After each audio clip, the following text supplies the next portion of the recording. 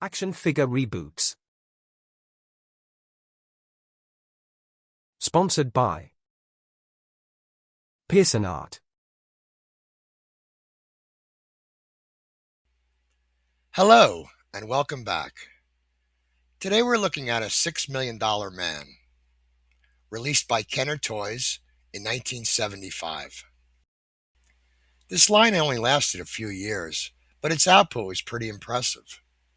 The character of Steve Austin first appeared in a novel called Cyborg by Martin Caidin, which was then picked up by the ABC network, who produced a made-for-TV movie of the week, which would serve as a pilot for the series.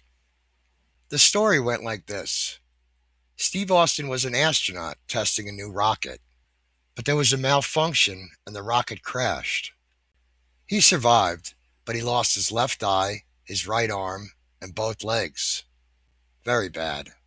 But the Office of Scientific Intelligence saw this as an opportunity to make Steve Austin better than he was. Better, stronger, faster. The world's first bionic man. I was a big fan of this show when I was a kid, and I watched it religiously, so it was kind of cool when they came out with this figure. But there were a few things, even back then, that I really didn't care for, which I would like to address in this episode. So with that being said, let's begin. We'll start with the head.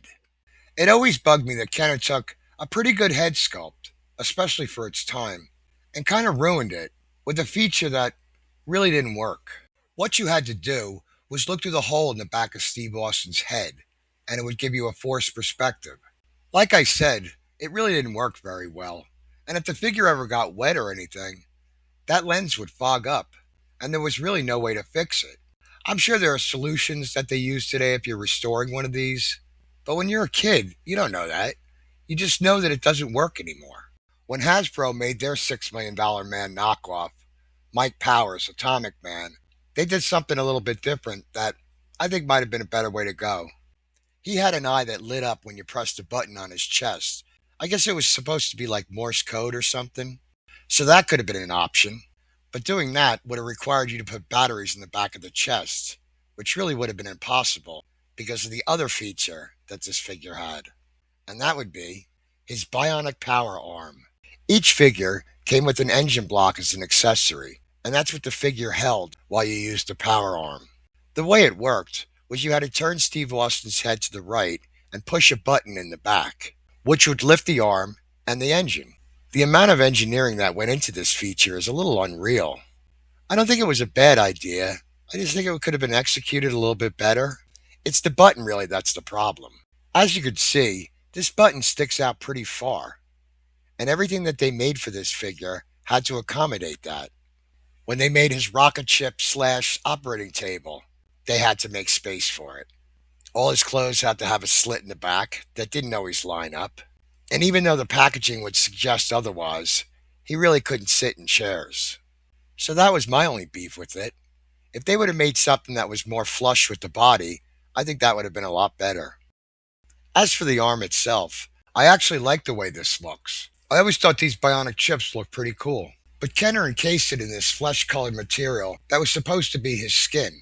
The idea being that you roll back the skin to see his bionic parts, which really didn't make a lot of sense because his arm was flesh-colored underneath the fake skin. Some versions did cast the plastic arms in a more of a gray color so that it looked more metallic. This one looked a little bit better, but I still think the concept was kind of silly. Not to mention, it didn't age very well. So that's Steve Austin's bionic eye and his bionic arm. But what about his legs? I guess in all the excitement, Kenner forgot that Steve Austin had bionic legs too. I'm not really sure what happened here. My guess is they probably spent all their budget developing all these features for his upper body, and by the time they got to his legs, it was all gone. So they just went with this. Or maybe they thought if they added these bionic chips to the legs, they would have to have the fake skin on them too. I guess we'll never know. But looking back on it now, it would have been nice to see them acknowledge the bionic legs in some way, even if it was just stickers. So that's the Steve Austin figure. All in all, I don't think it's a bad figure. I just think it was a little overproduced. So I thought it might be cool to put together my own version of this figure to see what might have been. So to do that, once again, we'll start with the head. Since I'm not using this head, and there's really no custom heads in this scale I could use, I thought I'd go to the next best thing. Enter Steve Austin's arch villain, Maskatron. This character was loosely based on one of the episodes, but Kenner really went into it full bore. And I really don't blame them. As far as made up villains go, this one was pretty good. The concept was pretty simple. He came with these arm attachments and these three masks. One of Maskatron in his human form, a mask of Steve Austin, and one of Oscar Goldman, the head of the Office of Scientific Intelligence. Like I said, it was a pretty cool figure. There was just one thing wrong. When he disguised himself as Steve Austin, how exactly did that work? You're not Steve Austin. He has a big hole in his eye. You see the problem there? I always thought that the head for Maskatron was much better than Steve Austin proper. So for my reboot, this is the head I'm going to be using. I think this looks a lot better. So I picked one up, and I took this head and modified it just a little bit, and this is what I came up with. I really do prefer this over the original. I like this a lot better, and it's now an official Steve Austin head because I glued this mask on and it's not coming off. I also repainted the hair and the eyebrows. So we have the head. Now we need a body. There's actually a couple ways to do this. You could take an Oscar Goldman body and remove the head. They don't come off very easily. These bodies are not easy to get apart, but it is doable. There's some videos here on YouTube that actually show you how. And once you get it apart, then you could use Steve Austin's original arm without the fake skin. And you could go with the stickers on the legs. That's one way to do it. Instead, I'm going to go with this Maskatron body. I did manage to get this body apart. And once that was done, I took out the buttons and the springs that were inside. And I filled in the module spaces with putty and sanded it down. Since I'm using the Maskatron body, I'm going to go with these legs as well. And for the arms, I'm going to go with these. The right arm is Maskatron's original arm, and the left one is from a Steve Austin body. Okay, we got all the parts. Let's put it together and see what we got. All right, I like this. I like this a lot.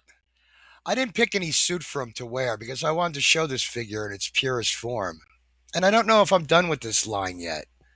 I might want to put together something else and do the suit as an update. There's a few groovy choices I could choose from. I just haven't decided which one yet. I really like this chest piece in white. I think it makes him look a little bit more astronaut-y, if that's a word. I went a little bit more simple with this design, but the good thing about it is the arm and the legs can be changed out. You start out small, and then you go with the critical mission arms and legs. That's what Kenner ended up doing anyway. But most of all, I really love this head. I think this sculpt is really good, and I think it deserves a little bit more than just being a disguise for a supervillain. It should be Steve Austin proper. Oscar Goldman's going to have to be on his toes a little bit more now. So I guess that about wraps it up for this episode. If you enjoyed this video, hit the like button, subscribe, share, comment. I'd love to hear from you. And until next time, ladies and gentlemen, always remember and never forget, think outside the box.